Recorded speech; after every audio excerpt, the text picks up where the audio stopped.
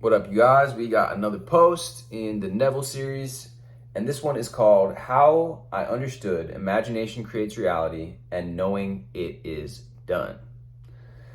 You probably heard Neville and a lot of other people say imagination creates reality. No, it's done. But what does it really mean? I see a lot of people having trouble in understanding this, so I thought I'd share how I understood these concepts. There are two parts to this. You've to combine both to understand it as a whole. Concept one, your imagination is as real as the outside world. When people imagine a specific scene in their mind, they are under the impression that they are fantasizing or daydreaming. That's far from the truth. Realize your imagination and the outer world both have the same effect on you.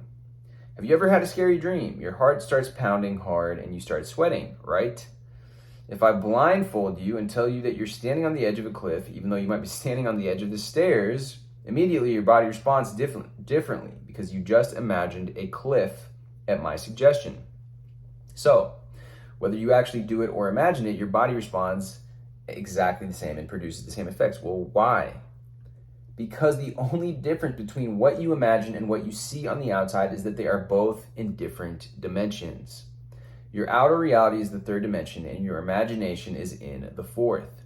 Both are equally real to the mind because anything you see on the outside first existed in the fourth dimension, where there are infinite realities, including the one you are in.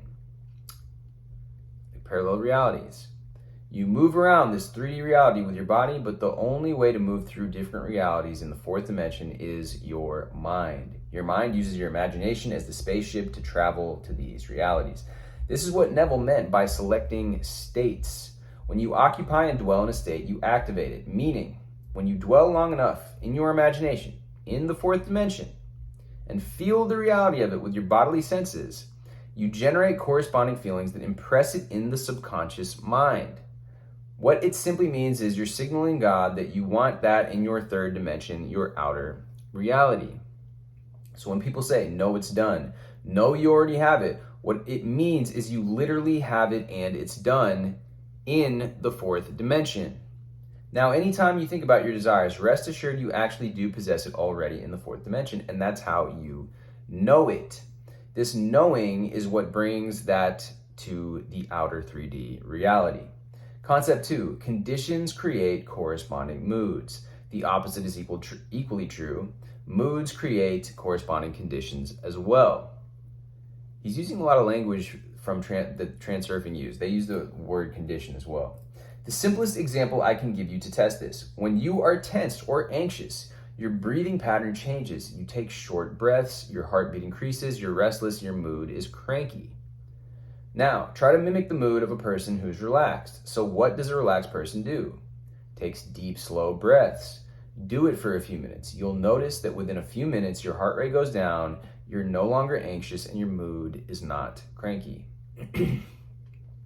Assuming the mood and mimicking the reality of being relaxed actually relaxed you. So, moods do create corresponding conditions as well. That's how manifesting works.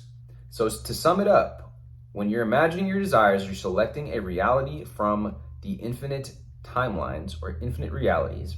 When you dwell in this reality and feel it real, assuming the mood, with the help of your third dimension bodily senses, mimicking reality, it's like telling God you want that in your 3D reality, outer world. I hope this made sense. This is how I understood it. I hope this was helpful. And a lot of people commenting on this, and I like that post. I really like how he's using a lot of the language that is used in Transurfing. I think it's cool. For me personally, I'm a big fan of Transurfing, so I thought that was cool, and I thought that they summed that up really well. Anyways, guys, let me know what you guys think. Drop me a comment, drop me a like, hit me with a subscribe, and I will see you guys soon.